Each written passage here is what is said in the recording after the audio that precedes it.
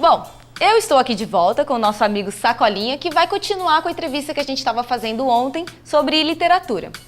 Sacolinha, você falou um pouco ontem também sobre a associação que você comanda hoje, que é a Literatura do Brasil, mas eu fiquei muito curiosa em saber que você me falou nos bastidores sobre o trabalho que você desenvolve nas penitenciárias, também sobre literatura. Conta pra gente um pouquinho como é esse trabalho.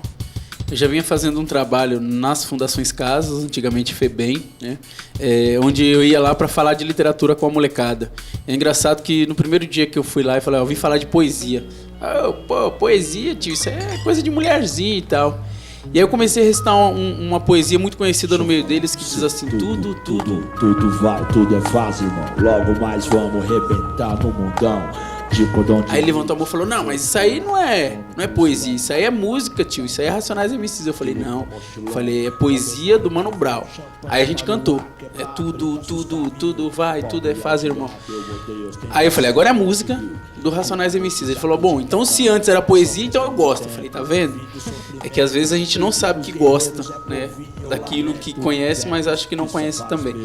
E aí uma experiência muito maior e muito complexa do que essa também, são justamente as oficinas de literatura que eu estou fazendo nas penitenciárias de segurança máxima, popularmente chamado como as penitenciárias federais, né?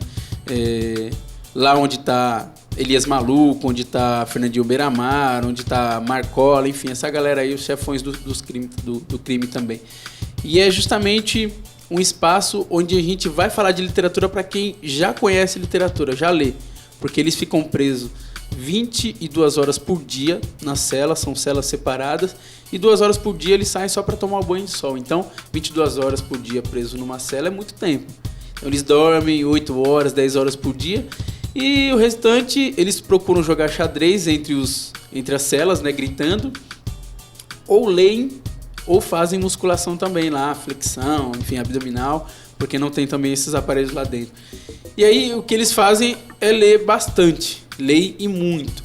Então, quando eu cheguei lá para fazer essas oficinas de literatura junto com a Maria Valéria Rezende, que é uma escritora lá da Paraíba, a gente falou, nossa, mas o que a gente vai fazer aqui? Incentivar a leitura para quem, já que eles leem? Só que eles leem somente para passar o tempo.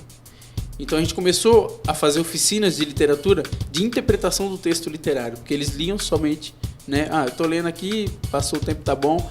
E a gente começou a falar, olha, não é por aí, eu acho que tem um significado. Da mesma forma que eu falei ontem do título Graduado em Marginalidade, que já acaba sendo uma pergunta, né? Ninguém escreve em vão, porque baixou a musa, eu vou escrever e pronto. Então a gente começou a trabalhar a princípio com um poema do Manuel Bandeira, chamado Poema Tirado de uma Notícia de Jornal, que diz assim, João Gostoso era carregador de feira livre, morava no Morro da Babilônia, num barracão sem número. Uma noite ele chegou no bar 20 de novembro, bebeu, cantou, dançou. Depois se atirou na Lagoa Rodrigo de Freitas e morreu afogado. Aí a gente tirou um monte de coisas, tirou que o João Gostoso era um apelido de um cara que era feio, que era o contrário do nome, mas é porque ele trabalhava na feira, era forte, morava no Rio de Janeiro por conta do morro, né, que quando é em São Paulo, geralmente a gente fala subúrbio, e fomos estudando e dissecando o poema. E quando a gente terminou, eles estavam assim, ó, o Beiramar, assim, nossa, cara, que legal, então quer dizer que, né, literatura não foi só escrita porque veio a inspiração e pronto. Então a gente mostra que a literatura tem um duplo sentido também. E é o que a gente falou no Ministério da Justiça e também falou para a Unesco, que são as duas organizações que trabalham com esse projeto. O nome do projeto chama-se Uma Janela para o Mundo, Leitura nas Prisões, e a gente falou assim, olha, a literatura é uma arma, né? Eles costumam barrar Cidade de Deus, Carandiru, esses livros que falam da criminalidade, mas é o que eles menos precisam. Por exemplo, um livro do Kafka ou voltando aqui para o Brasil, do Jorge Amado, pode ser muito mais perigoso do que um livro que fala, por exemplo, sobre da Cidade de Deus. Sobre a realidade deles mesmo, né? Porque eles já sabem. Eles já né? sabem. Sabe pegar em arma, sabe roubar, sabe assaltar. Então a gente falou assim, a gente veio aqui para falar de literatura, para eles. Agora, o que eles vão fazer com isso? Já são outros 500. Então esse é um pouco do projeto que a gente faz. Está sendo bem compensador, tanto para a gente quanto para eles. A ideia é que agora a gente faça, nessa segunda fase do projeto, um concurso literário nacional entre as penitenciárias. Então a gente vai fazer interno com interno e agente penitenciário com agente penitenciário, porque por ironia ou não, os agentes penitenciários, que inclusive passaram um concurso e ganham acima de R$5.000, eles não leem. E eles trabalham um dia e folgam 2, né? Então trabalham 24 horas ali. E o que eles fazem é estudar para passar num novo concurso e de repente trabalhar mais próximo da família, mais próximo do estado onde eles moravam e tal. E eles não costumam ler. Então acabou que a gente faz oficina de literatura para os internos e para os agentes federais a gente faz oficina de incentivo à leitura, né? Olha que coisa louca.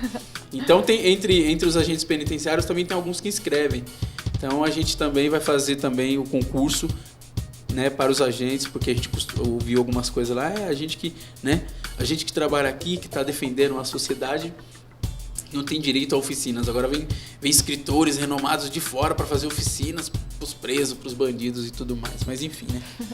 É um assunto bem interessante essa proposta de vocês, inclusive, porque a gente não ouve falar de projetos que vão até a prisão, que vão até essas pessoas que estão à margem da sociedade, né? A gente vai dar uma pausa agora, vai para o intervalo rapidinho e já voltamos.